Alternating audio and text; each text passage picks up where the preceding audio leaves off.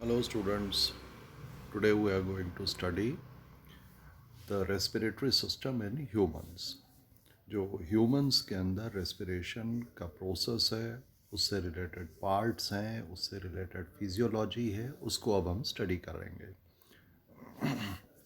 Basically respiration का जो main aim है to generate the energy. और energy हमें क्यों चाहिए? We need the energy to do work.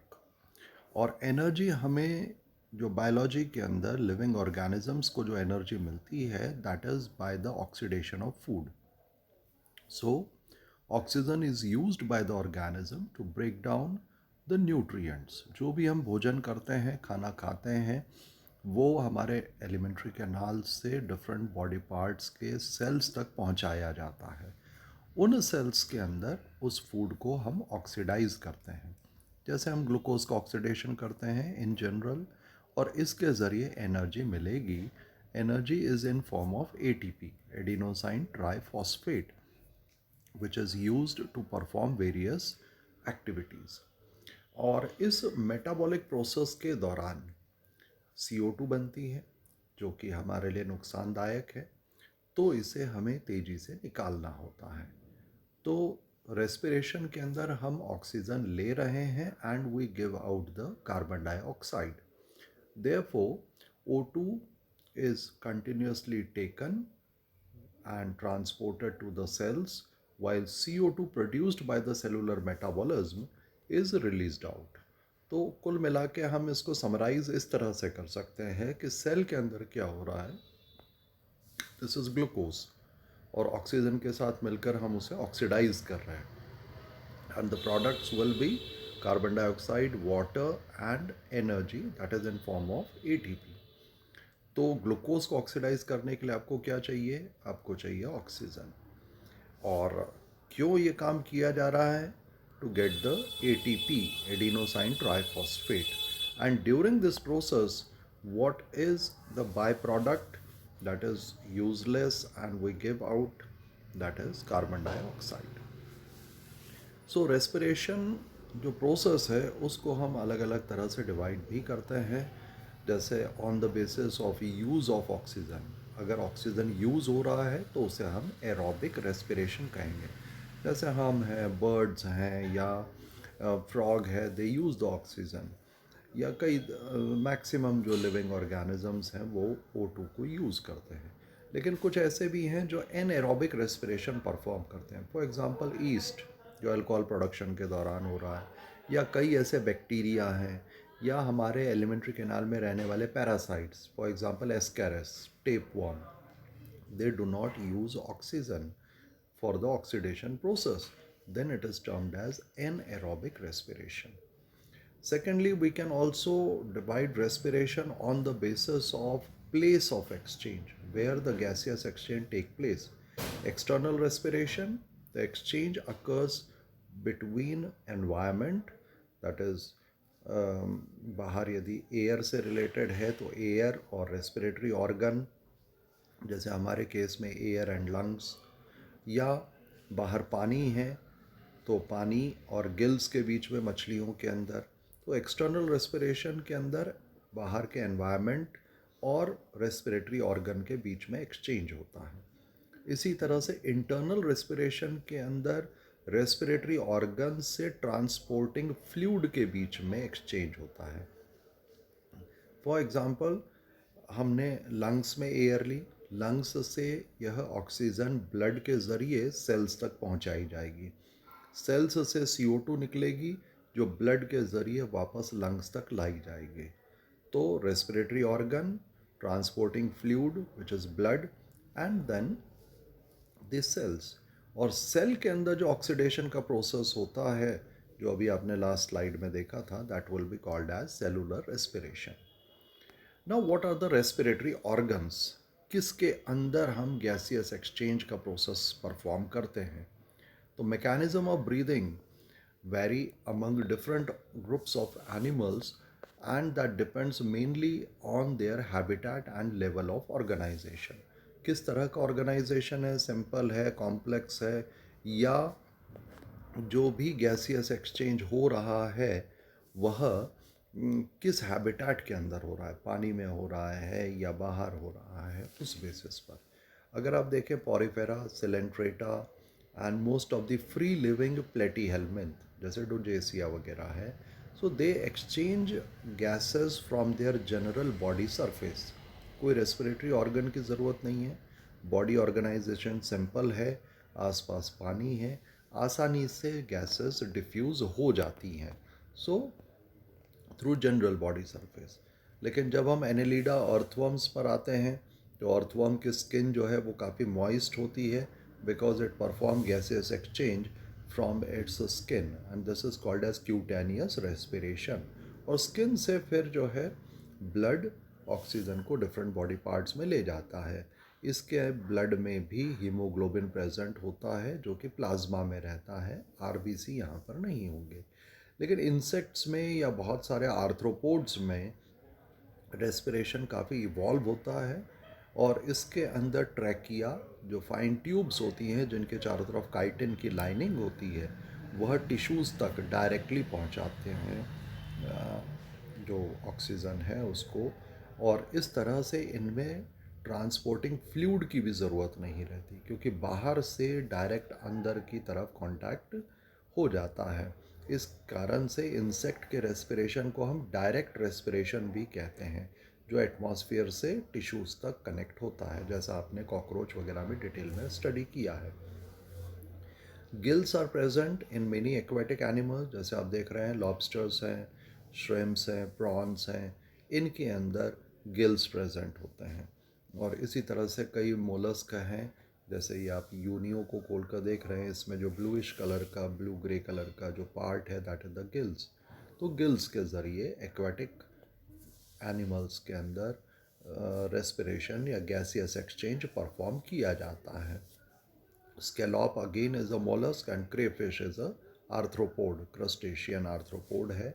मछलियों में भी गिल्स होते हैं, ये जैसे गिल कवर हमने हटाया है, ऑपरकुलम आपने हटाया बोनी फिश का, तो उसके अंदर स्किन की इनफोल्डिंग से आपको गिल्स दिख रहे हैं। और गिल्स में बहुत बारीक बारीक महीन ब्लड वेसल्स होती हैं जो CO2 को लाती है और ऑक्सीजन को ले जाती हैं। एम्फीबिया के अंदर कई तरह के रेस्पिरेटरी ऑर्गन्स होते हैं। एम्फीबिया का जो लार्वा है, टैडपोल लार्वा के अंदर गिल्स होते हैं। लेकिन जब ये एडल्ट में मेटामॉर्फोसिस कर लेता है तो buccopharyngeal cavity, that is the buccal cavity and the pharynx region, फिर इसमें लेस डेवलप्ड लंग्स भी होते हैं और मैक्सिमम रेस्पिरेशन एम्फीबिया में स्किन से होता है, that means it is cutaneous. लेकिन जितने हायर वर्टिब्रेट्स हैं यानी reptiles, birds and mammals, they perform the respiration by lungs. So we have lungs as a respiratory organ.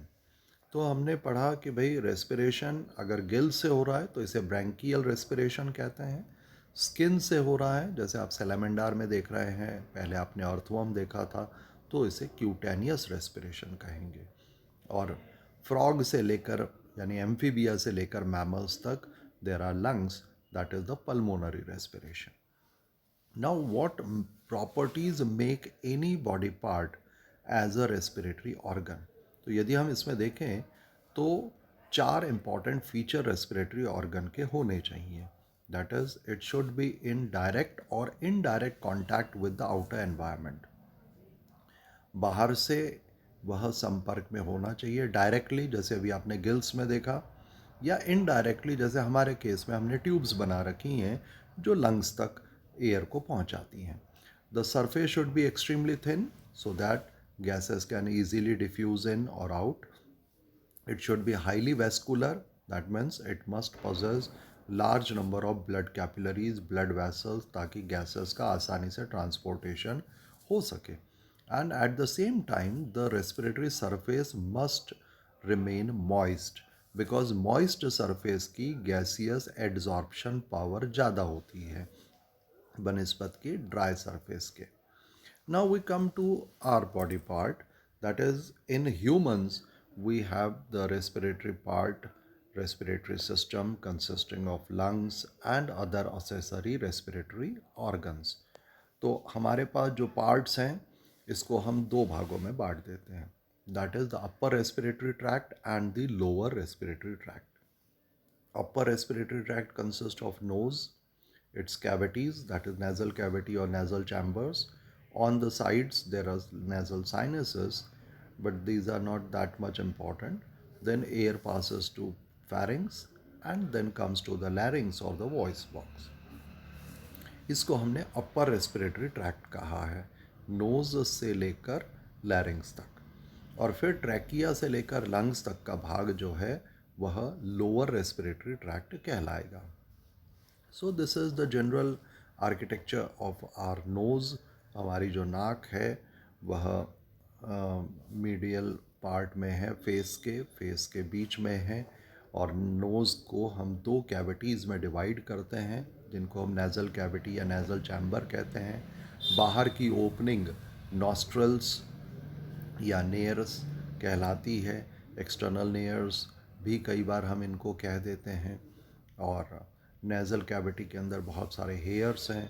The surface also contain cilia and mucus sales.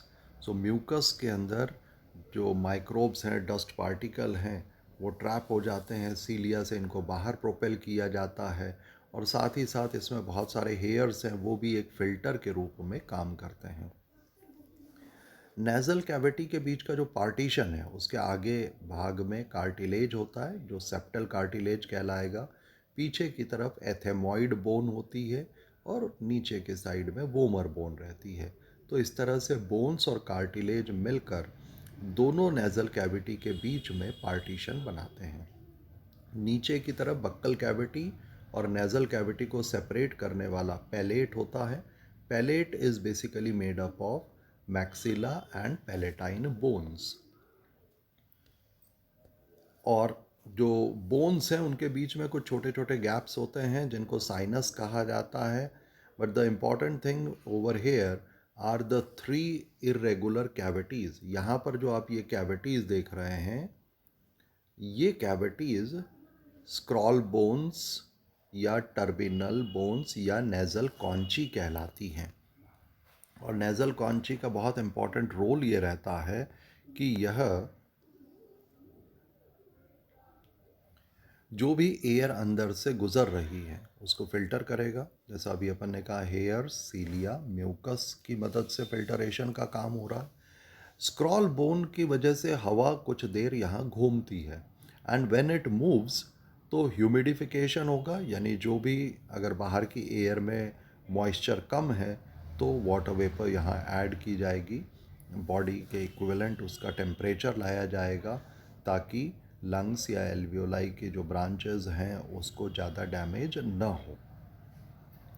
And these are the different sinuses related with the bones. Frontal, ethmoid और maxillary जो bones के साथ जुड़े हुए sinus हैं वो nasal कॉन्ची के ऊपर और साइड में पाए जाते हैं. Then air comes in the pharynx. अब फेरिंग्स को हमने पोजीशन के हिसाब से 3 हिस्सों में बांट रखा है. The greenish part that you observe is nasopharynx, just behind the nasal cavity. Oral cavity के पीछे जो होगा उसे ओरोफेरिंग्स कहेंगे. और फिर जो मेन फेरिंग्स है, कई बार उसको हाइपोफेरिंग्स भी कह दिया जाता है, और उसका थोड़ा सा आगे वाला हिस्सा कई बार लैरेंजोफेरिंग्स भी कहलाता है. तो इस तरह से pharynx is basically the passage, a junction for food and air path. ये इस तरह से जो फूड पाथवे है वो यहाँ बक्कल कैविटी से इसोफेगस में जाएगा और एयर पाथ जो है वो नेज़ल कैविटी से लैरिंग्स की तरफ आएगा. तो pharynx act as a junction for it. Pharynx के ठीक नीचे वॉइस बॉक्स लोकेटेड है. वॉइस बॉक्स या जिसको हमने कहा है larynx, that is made up of cartilage and connective tissue fibres और वोकल कॉर्ड्स. तो जैसा आप यहाँ पर देख रहे हैं कि it consist of various cartilage and it is located below the neck bone, that is hyoid bone. In this way the cartilaginous voice box और larynx is present. मेल के अंदर जो थायराइड कार्टिलेज है वो थोड़ा सा फूला हुआ रहता है, उभरा हुआ रहता है, ये वाला भाग, इसको हम एडम्स एप्पल कह देते हैं. तो एडम्स एप्पल जो है that is present over here in males and that is basically a part of thyroid cartilage. तो इस तरह से वॉइस बॉक्स या लैरिंग्स के अंदर तीन बड़ी सिंगल कार्टिलेज हैं, थायराइड कार्टिलेज, क्रिकॉइड कार्टिलेज और आगे की तरफ जो है एपिग्लॉटिस होता है, और तीन छोटी पेयर्ड कार्टिलेज होते हैं that is arytenoid, corniculate and cuneiform cartilage. So these are some of the parts that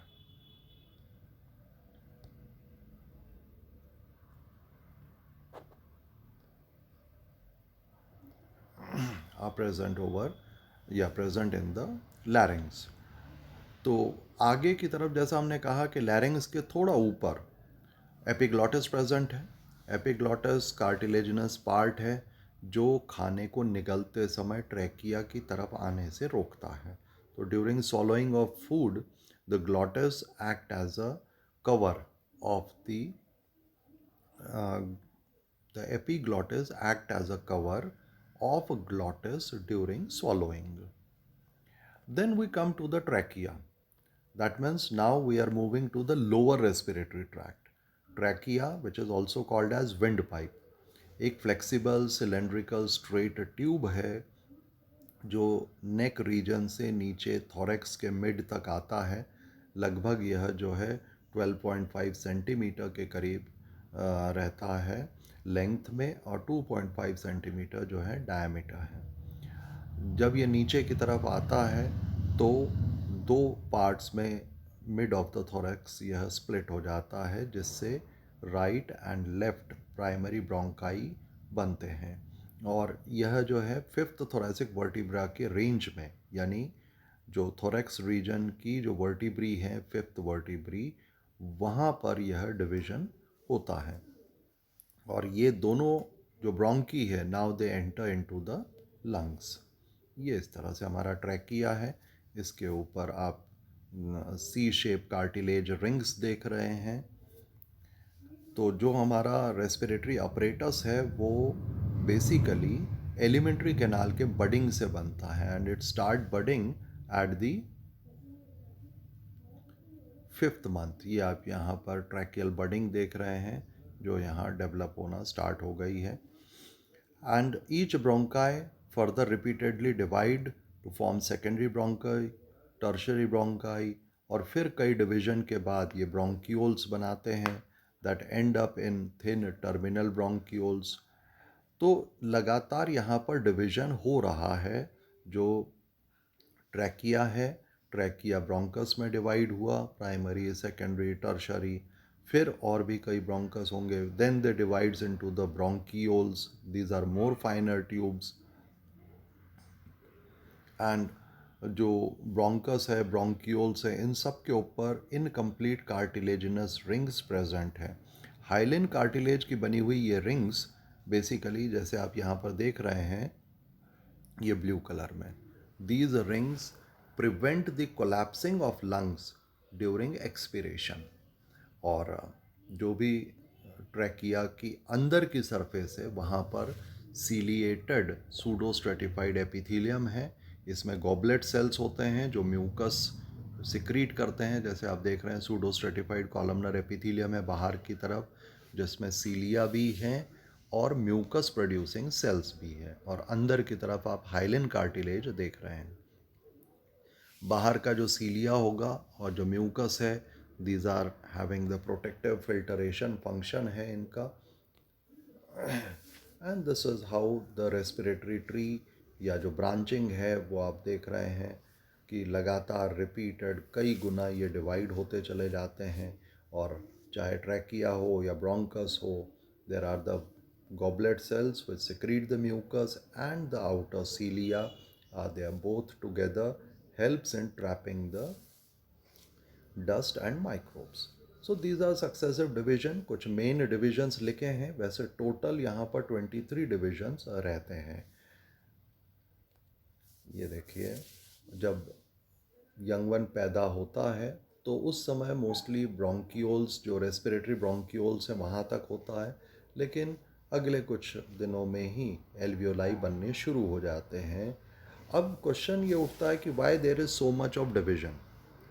जैसा अभी हमने कहा कि 23 टाइम्स हर जो ब्रोंकस है वो डिवाइड हो रहा है। तो इसका सिंपल सा रीज़न है कि ट्रैकिया ऊपर बहुत मोटा है। लगातार डिवाइड करने से दो बेनिफिट होंगे। एक तो यह धीरे धीरे पतला होता चला जाएगा, और दूसरा इसका सरफेस एरिया बढ़ जाएगा, and we need a greater surface area for the more gaseous exchange. तो जो टर्मिनल ब्रोंक्यूल्स हैं, they give rise to a very thin, irregularly walled vascular bag-like structures which are called as alveoli. And alveoli are the main places where gaseous exchange take place. And these alveoli, as you can see in the picture, they are enveloped by thin blood capillaries. बहुत सारी blood capillaries हैं, क्योंकि CO2 यहाँ पर पहुँचाई जाती है जो बाहर निकलती है, और O2 लेकर ब्लड वापस सेल्स तक पहुँचता है। This is how the last part, terminal bronchiole divides into respiratory bronchioles. Respiratory bronchioles के बाद alveolar duct होगी, that goes into the alveoli. And this is the structure of alveoli, जिसके अंदर कुछ खास सेल्स आपको स्टडी करने हैं, याद रखने हैं। Type 1 cells are basically the primary pneumocyte या टाइप 1 न्यूमोसाइट। यह थिन स्क्वैमस एपिथेलियम है जिनसे होकर गैसियस एक्सचेंज होता है। दूसरे जो सेल्स होते हैं, जिनको हम टाइप 2 सेल्स भी कहते हैं, ये सेल्स सरफेक्टेंट सिक्रीट करते हैं। सरफेक्टेंट एक फॉस्फोलिपिड केमिकल है जो एल्वियोलाई की सरफेस को बाहर की तरफ खींच के रखता है। जो आप ग्रीन कलर में यहाँ देख रहे हैं, यह ब्लू कलर के अंदर जो देख रहे हैं वो मैक्रोफेज है। कई बार इनको डस्ट सेल भी कहते हैं, जो बैक्टीरिया या डस्ट पार्टिकल्स को ट्रैप करते हैं। जो ग्रीन वाले हैं वो टाइप 2 सेल्स या सरफेक्टेंट सिक्रीटिंग सेल्स हैं। This is how we can say the different cell types of the alveoli. यहाँ पर ये एक पूरा एल्वियोलाई है, और इस एल्वियोलाई के अंदर जो है हमें चारों तरफ ये ब्लड कैपिलरीज दिख रही हैं। The red coloured part is blood capillaries, and then we have certain other cells जो ग्रीन कलर में शो किए गए हैं। ग्रीन कलर के अंदर type 2 pneumocyte surfactant secreting cells हैं, और ब्लू कलर के अंदर मैक्रोफेज सेल्स प्रेजेंट हैं। Besides these some cells of Clara या क्लब सेल्स भी यहाँ पर देखे जाते हैं, जिनके वेरियस फंक्शंस हैं अलग अलग जगहों पर। कई बार म्यूकस हार्ड हो जाता है तो उसको डिसॉल्व करने के लिए यह एंजाइम्स रिलीज़ करते हैं। स्टेम सेल की तरह भी क्लारा सेल्स या क्लब सेल्स काम करते हैं। स्टेम सेल का मतलब ये हुआ कोई सेल डैमेज हो गया है, नष्ट हो गया है, तो उसकी जगह वह दूसरा सेल लेकर आ जाते हैं। नाउ अगेन पूरा अगर मॉर्फोलॉजिकल फीचर देखें लंग्स का, तो they are located in the pleural cavities.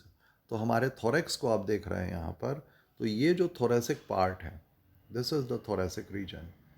ये डायफ्राम से ऊपर, डायफ्राम के नीचे ये एब्डोमेन हो जाएगा। ठीक है, अब एब्डोमेन से ऊपर का जो पार्ट है उसमें हमने कहा कि यह थोरेक्स है। थोरेक्स को आपने ग्रीन कलर में दो प्लूरल कैविटीज़ में डिवाइड किया है, और एक ब्लू कलर के अंदर पेरिकार्डियल कैविटी है। दोनों लंग्स के बीच का जो स्पेस है, जो येलोइश स्पेस जो आपको दिख रहा है, दैट इज़ मीडिया स्टेनम। तो जैसा हमने कहा कि lungs are located in thorax. Thorax या thoracic cavity consists two pleural cavities in which lungs are located. The space between two pleural cavities is mediastinum.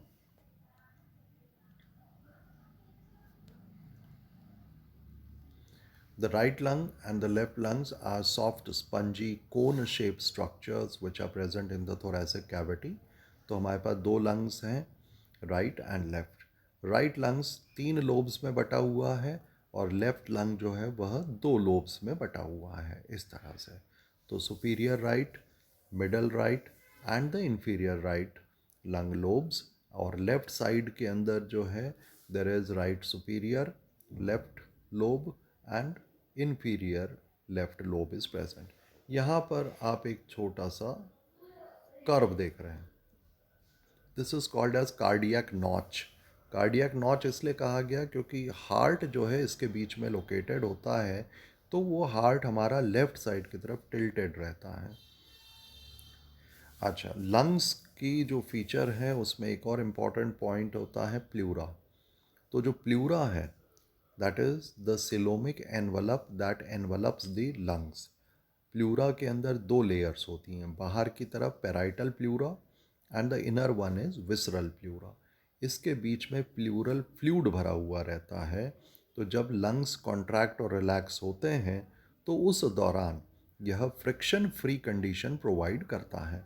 In this way the greenish part here you see is the pleura which is filled by pleural fluid, and the purple part is the lungs. And as it's very clear कि यहाँ पर आप जो है 3 और 2 lobes lungs के देख रहे हैं। तो जैसा अभी हमने कहा कि हमारे पास अपर रेस्पिरेटरी ट्रैक्ट है that is up to the larynx from nasal cavity, and lower respiratory tract trachea से लेकर एल्वियोलाई तक आता है।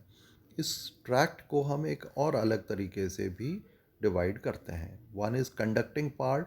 Conducting part is basically up to terminal bronchiole, यानी इस जगह पर केवल गैसियस ट्रांसपोर्टेशन हो रहा है, ऊपर से नीचे हवा आ रही है या जा रही है, लेकिन एक्सचेंज नहीं होता। एक्सचेंज का काम जो है वो रेस्पिरेटरी ब्रोंक्यूल्स के आगे प्रेजेंट होगा alveolar duct, and then there is alveoli. तो यहाँ पर गैसियस एक्सचेंज परफॉर्म किया जाता है, but the main place for gaseous exchange is alveoli. तो इस तरह से आपको ध्यान रखना है, upper respiratory tract, lower respiratory tract, and the conducting zone and the exchanging zone, या conducting part and exchanging part. तो conducting part transport the atmospheric air to the alveoli. It clears it from foreign particles, humidifies it, and also bring the air temperature equivalent to the body temperature.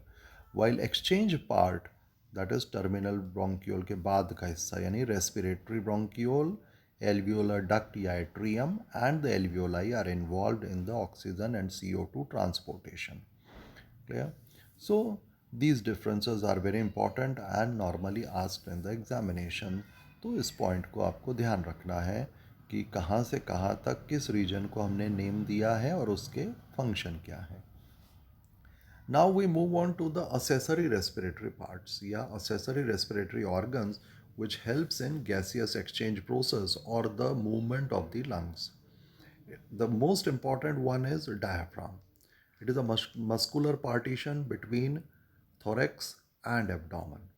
Muscular diaphragm is a feature of mammals. Mammals के अंदर ही यह पाया जाता है।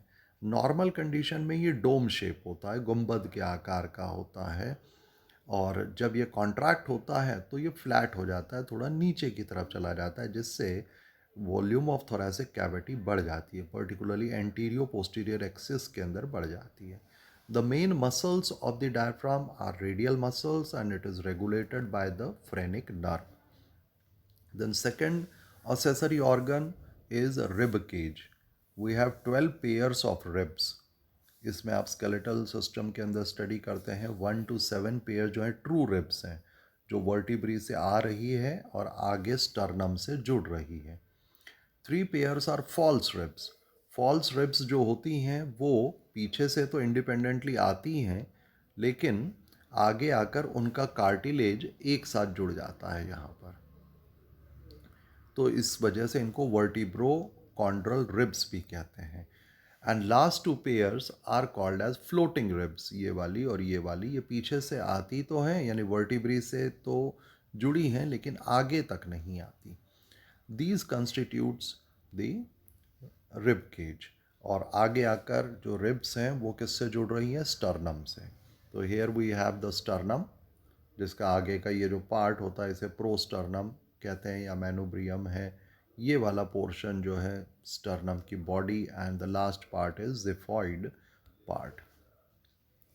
पीछे की तरफ जो थर्ड पार्ट है दैट इज वर्टिब्री।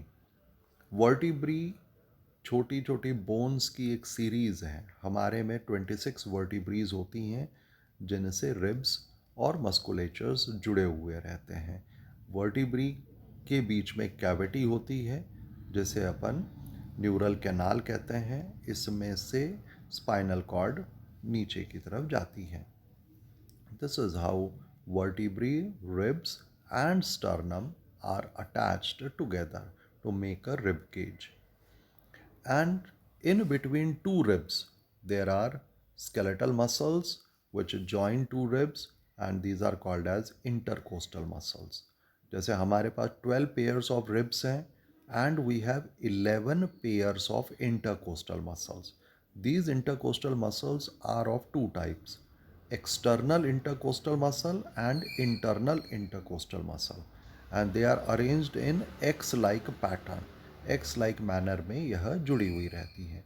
तो जो हमने अभी पढ़ा accessory respiratory organs, accessory respiratory organ कौन कौन से थे? डायफ्राम, रिब्स या rib cage, vertebral column, then intercostal muscles and sternum. So these 5 parts make the accessory structure. So these are some of the assignment questions which you have to complete using this video and your book. In next part we will be studying about the process of gaseous process of ventilation. In second lecture we will deal with it. Thank you.